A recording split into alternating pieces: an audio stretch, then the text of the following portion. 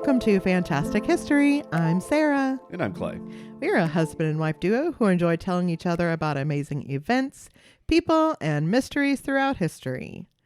Today I have part 3 of the trials of the century in the 1900s. Oh man, I didn't think we were going to get a Yeah. part 3. I thought it was canceled like Mindhunter. Did you? Hey, now.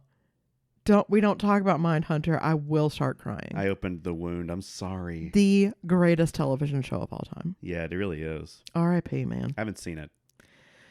That's just what they say on Clickhole. Also, what I say out of my click hole. That's true. That sounded really so unfortunate. I'm going to cut that. Yeah, that's probably for the best. So, we've actually only gotten through 3 trials so far. Yeah. In the series, because the first episode kind of stood on its own. The part 2 had 2 of them in there.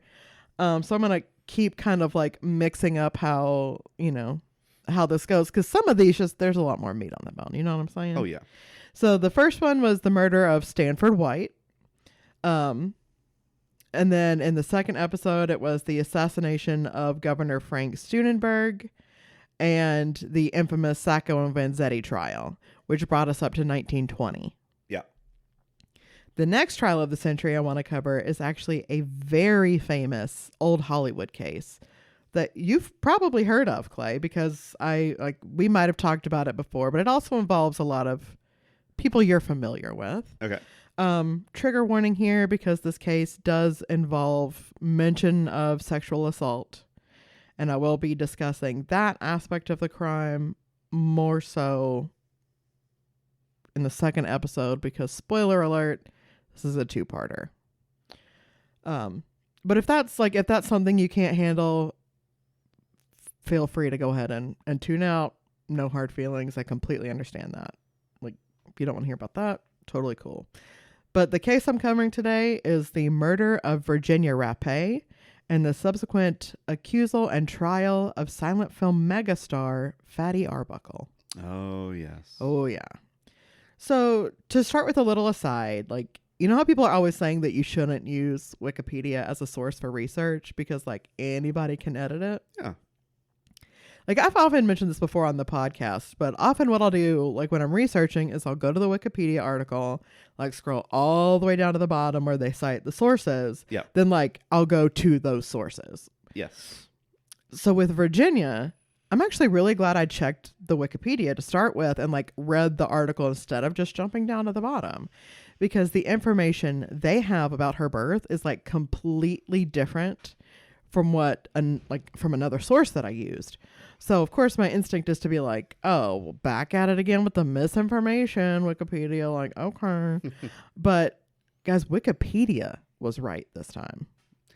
This is a first. Yeah, never happened before, probably never will again. But, what's wild is the incorrect information I received was from the website for the Hollywood Forever Cemetery, where Virginia is buried. Oh. They had her listed as being born in New York City in 1894, but her grave marker says she was born in 1895. But in truth, she was born in Chicago in 1891. And I found a copy of her actual birth record on Wikipedia and nowhere else. Weird. Isn't that wild? It's pretty strange. Vindication for Wikipedia. This is why I am a monthly donor to Wikipedia, because every now and then, yes, they're doing it right. If nothing else, it's a great place to find the further reading, the sources, and all that.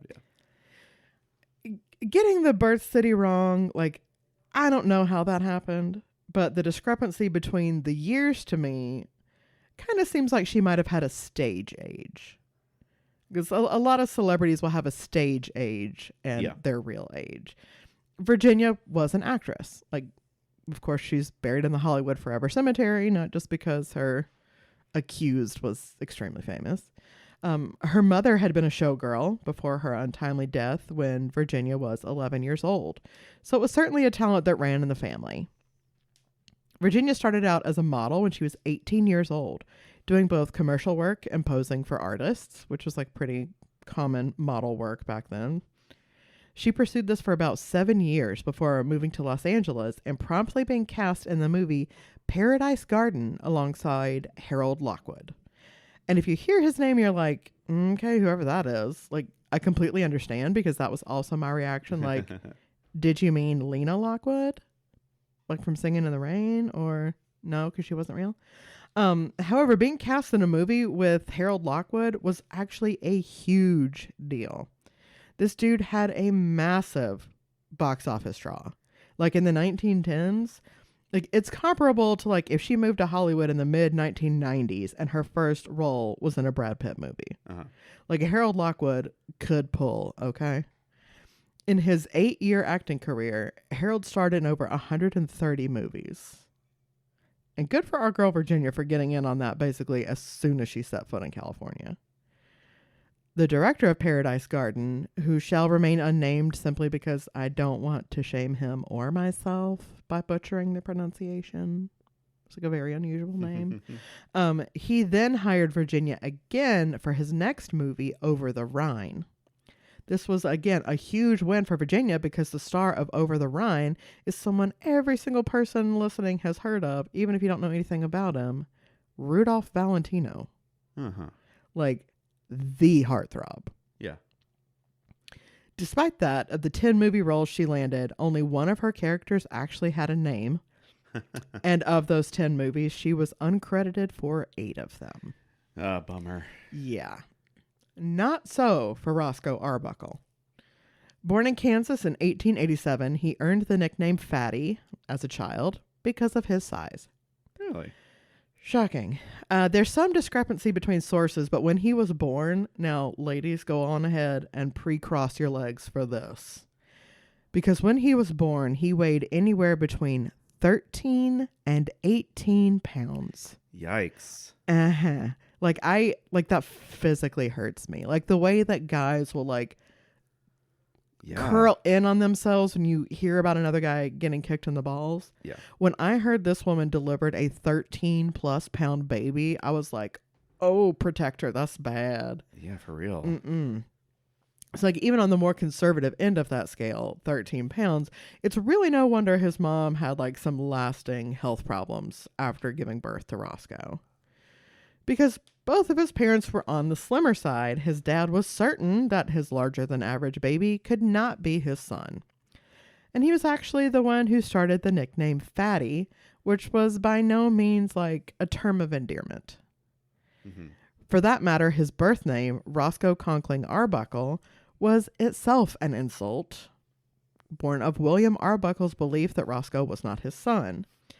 At that time, there was a senator from the state of New York whom William despised like more than anyone else in the world. Can you guess what that senator's name was? Mm-hmm. Roscoe Conkling. Okay. So he named his son Roscoe Conkling Arbuckle. Stand up. Mm-hmm. Real great guy. Bully for him. So nice. Bully is the operative word there. Yeah. It's like, as you might expect of someone who was in the top 1 percentile for birth weight, Roscoe was larger than average for the rest of his life. Mm-hmm. He's kind of exactly what you picture a guy named Fatty Arbuckle to look like. Yeah, and this was when was he active again? He was born in 87. Like he started acting in 1913. Yeah. So even someone who was like, by today's standards, overweight, not even obese.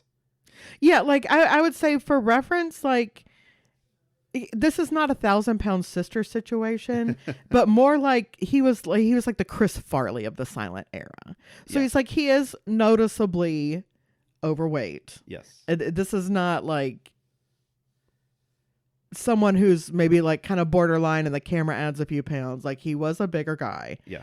But in the way that Chris Farley was, not in like a TLC show way, right? Yeah, right. So while he would eventually come to embrace Fatty as like a sort of stage name, he was never okay with it, really. Like, I mean, honestly, who would be cool with everyone calling you the same insult that your rat bastard father called you your whole life? Like from the time you were literally a newborn? Yeah. He didn't allow his weight to be the thing that was funny about him, though. It's like, unlike Chris Farley, like he did not let his weight be the brunt of the joke. Like even using that as his stage name. Mm. He was famously quoted as saying, "I refuse to try to make people laugh at my bulk. Personally, I cannot believe that a battleship is a bit funnier than a canoe, but some people do not feel that way about it." It's pretty good. Yeah.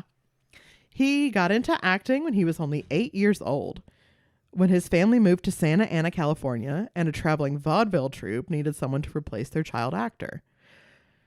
Unlike Virginia, neither of his parents were in show business, but that didn't make him any less a natural entertainer.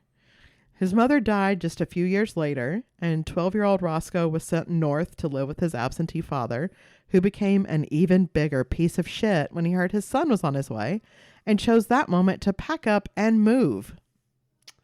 Great. Before Roscoe could get there. With nowhere else to go and nobody to turn to, Roscoe took up a job at a local hotel where he sang for the hotel guests in exchange for room and board. Okay. So again, this is a 12-year-old. Yeah. Yeah. Yeah. Really sad. Extremely sad. Eventually his dad did turn up, but it would have been better if he hadn't, given that William Arbuckle was a violent alcoholic who would beat and choke his son for absolutely any reason or no reason at all. Yeah. Roscoe continued to sing for a living, though as a teenager he moved from the hotel to like doing vaudeville again, like he had when he was much younger. And he moved to a house where they did something called illustrated songs, which is like kind of a cross between live theater and a music video. Okay. He was hired for this job by none other than Sid Grauman, famously of Grauman's Chinese Theater. Great. Like I assume everybody knows what that is, like Grauman's Chinese Theater, but like if you don't, it's that super famous movie theater in LA that has like all the celebrity handprints and footprints and stuff out front in the cement. Right. Sid went on to be a pretty big deal in the film industry, and he and Roscoe remained friends for many, many years. After his gig ended at Grauman's Unique Theater in San Francisco, Roscoe went on to tour in a vaudeville troupe on the Pantages circuit in China and Japan. The Pantages circuit was basically the Broadway of vaudeville, so it's a pretty big idea, and he's touring internationally. Yeah, sweet. Then everything changed in 1913. As I mentioned, that's like when he got into film. He was hired by Keystone Studio, now known as Universal Studio, to portray one of their still famous Keystone Cops. Great, yeah. Yeah, so for that, he earned $3 a day. I realize that doesn't, sound like a lot, kind of sounds like bullshit, but it's equivalent to about $95 in today's money. Okay. About $100 a day, like that's decent. That'll do. Yeah. So it's really not bad, like considering that he was just starting out. Yeah. During his first year with Keystone Studios, he made a total of 36 short films. As a reminder, in the entire 4 years that Virginia Rappe was acting, she only landed 10 roles total. So Roscoe was not doing too bad for himself at all. Right. The next year, though, is when things really started popping off. Because that's when Keystone Studios hired another major player with whom Roscoe formed an unbreakable, lifelong bond. Charlie Chaplin. Yeah. Yeah. You may have heard of him. I love Charlie Chaplin. Yeah. Roscoe was Chaplin's mentor in his early career and even helped him perfect his iconic look with the little bowler hat and the mustache. Yeah. Like Roscoe came up with that and Charlie was like, "Girl, I love it." Yes. Oh, that's awesome. Yeah. It was also Roscoe who did the first, like the roll dance that Chaplin is so famous for, where he has like the little hunks of bread that look like shoes on the end of the fork and he's like making them dance. Yeah. Yeah. So Charlie Chaplin made it famous in the 1925 movie The Gold Rush. Mm-hmm. But Roscoe Arbuckle debuted that same gag in 1917's The Rough House. I did not know that. I had a feeling you didn't, and I thought you would really enjoy that. That's so great. Yeah, and there is a clip on YouTube from The Rough House of Roscoe doing that back in 1917. Man. It's really great. That's really funny. Now, as a fun aside, Roscoe Arbuckle was also the very first comedian to take a pie to the face. Really? Oh, yes. It's a scene between him and a frequent co-star, Mabel Normand, in the 1913 movie A Noise from the Deep. So this was like in his first year of being on film. Yeah. What's more, the gag was entirely his idea. Ah. According to an article on Medium, the cast and crew were searching for a gag to break a sequence in the comedy. Seeing a batch of pastries on a nearby tray, Roscoe grabbed a creamy custard pie and called Mabel off to the side. Waving the pie about, he explained to Mabel the routine he had in mind. The director, Max Sennett, couldn't hear the conversation, and Arbuckle wouldn't tell him what he had planned. But Sennett decided to let the cameras roll using a wide angle. At one point in the scene, Mabel grabbed the pie, reared back, and let it fly into Arbuckle's face. That is so great. It's amazing. It's like so many of the iconic things we associate with like silent era comedy, he came up with. Pie in the Face is a classic, too. It's a classic. People still use that. The roll dance, Charlie Chaplin's whole look as the tramp. Like, he came up with all of those things. That's cool. A few months after that, rival movie studio Paramount poached Roscoe from Keystone and offered him basically the deal of a lifetime. His own production company and a massive raise. Now, do you remember how much he was getting paid a week before? $3. $3. Paramount offered him $1,000 a week. Wow. And a 25% profit share in all of his films.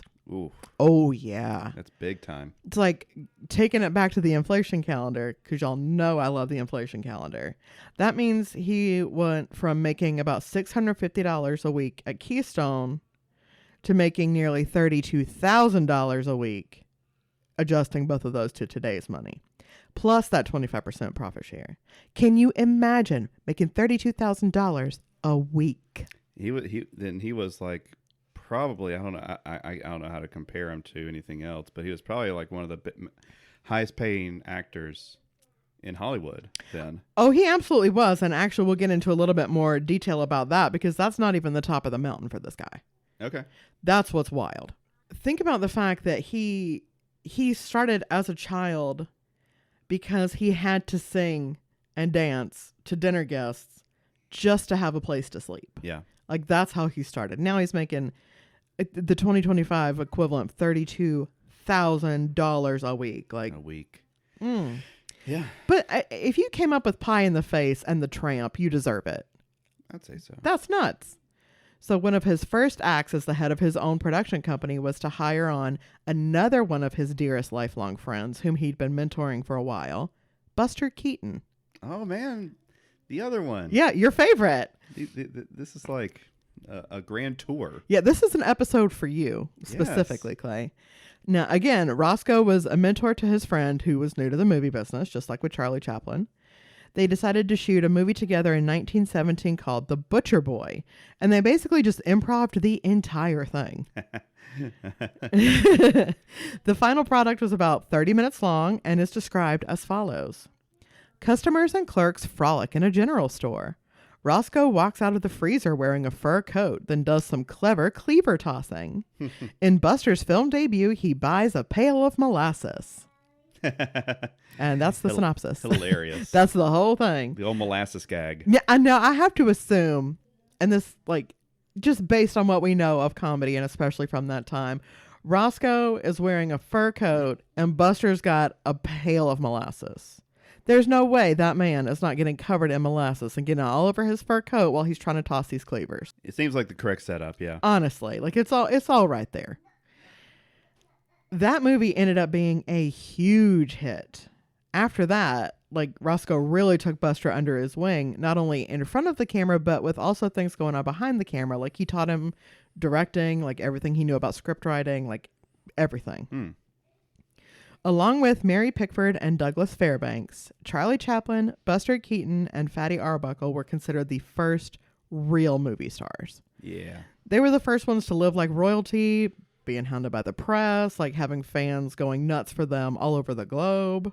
It's mind-blowing to know that Roscoe is to thank for the continued fame of Charlie Chaplin and Buster Keaton. Yeah. Like, if those guys aren't still technically household names, I can guarantee everyone listening has at least heard their names in passing. Absolutely. But it gets even wilder.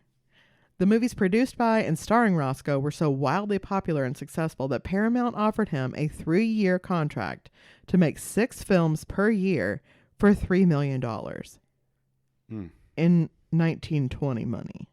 Big time. That's over $95 million today, or around $32 million a year. So, like, I can't even. Like, to give you a couple of reference points for that, like modern actors who bring in less money per year than Roscoe did. Brad Pitt. Okay. Denzel Washington. Mm-hmm. Joaquin Phoenix. Yep. Robert De Niro. Who? Robert De Niro. Oh, he must be. Clay, don't start with me. You know exactly who Robert De Niro is. Like, we just watched Goodfellas the other day. Don't. Yeah. All of those people would have been making less money than Roscoe Arbuckle. That's crazy. It's like, even by today's standards, he would still be one of the highest paid actors, like easily in the top 10. And particularly when you consider how much less time consuming it was to make a movie back in 1918. So he's like definitely making more money per minute. Sure. It's just nuts to think about. Then to further contextualize the amount of wealth we're talking about here, I have a quote from The New Yorker describing his lifestyle, which I love stuff like this. In Los Angeles, he owned a 20-room mansion complete with servants, oriental rugs, gold leaf bathtubs, and a cellar full of liquor that he broke out for jazz-fueled soirees. The Pierce Arrow, his $34,000 gasoline palace, was just one of his fleet of trophy cars.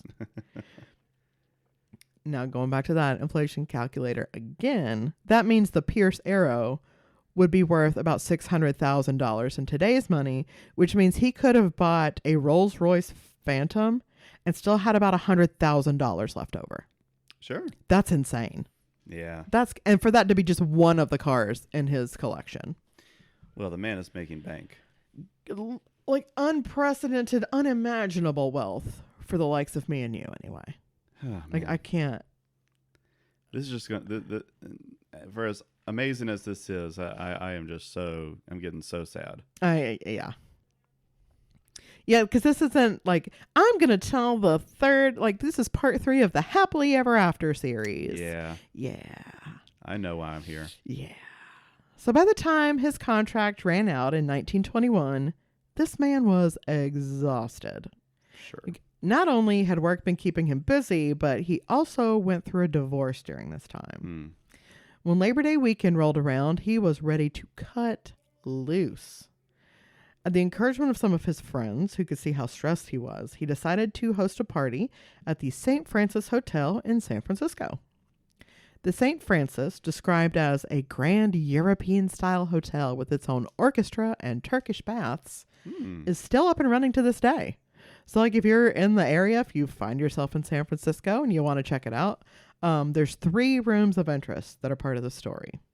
So 1219 was for Roscoe and his friend Fred. 1221 was for another one of the friends who went up with them. And then 1220 was the party room. Mm-hmm. With the reservations made, they started buying up booze for the party, which was not so easy. It's prohibition is happening at this time, very much so. Right. They also started inviting other friends and, of course, lovely ladies. Of course. One such lovely lady was rising starlet Virginia Rappe. Mm-hmm. Virginia and Roscoe actually met on the set of his 1917 movie, His Wedding Night. This is one of her uncredited roles, but IMDb lists her as Woman in Car. Oh. You know, famous. I remember her. That big role that, like, I quote it all the time. She was in the car. Yeah. She was the woman in the car. Yes. Yeah, so you know. Now, although the two of them didn't work together again, they did have a mutual acquaintance, Al Simnocker, who was Roscoe's friend and Virginia's agent. Okay. That's actually how Virginia ended up at the St. Francis in the first place. Like, she was there with Al and another friend of hers, Bambina Maud Del Monte. They weren't there with the intention of going to the party. Like, it was just a happy little accident that they were there at the same time. Or, again, if you remember why we're talking about these people in the first place, like, maybe not such a happy accident. It's worth mentioning that had Virginia realized Roscoe was one of the hosts of the party, she probably would not have gone. He didn't have like any kind of bad reputation at all. Like that was not a thing. They didn't have beef really. Like nothing had gone down between them on the set of the movie. She just thought he was like crude and classless. And I kind of think of it as like I don't like a Ricky Gervais situation almost, where you either think he's funny or you definitely don't. And if you don't think he's funny, you really don't want to hang out with him. Yeah, I understand that, and I wonder if any of it is like where he came from in life. Sure. Maybe he was rough around the edges, or maybe he just didn't fit in because he wasn't from the correct echelon of society. Sure. I mean, I guess it could have been a variety of reasons. I mean, who knows? And like, he kind of seems like a guy who kind of like Chris Farley and like that, like where you're not capable of like taking anything seriously because like inside you're broken. And you know, just that thing that is so prevalent with comics. Sure. Robin Williams. Yeah. Like, I mean, pretty much any really funny guy who's been super popular, who's not like Adam Sandler. Adam Sandler seems like he's doing okay. Yeah. Yeah. Yeah. Either way, about 3 hours into the party, Virginia left room 1220, the party room, to use the bathroom in room 1221, but it was occupied. So she went to 1219, which was Roscoe and Fred's room. Yeah. Not long after that, Roscoe also went into his room to change clothes because this man rolled up to the party still in his pajamas. Because why not? So he went into his room to get dressed. So he locked the door behind him. And what happened after that? There are 2 stories.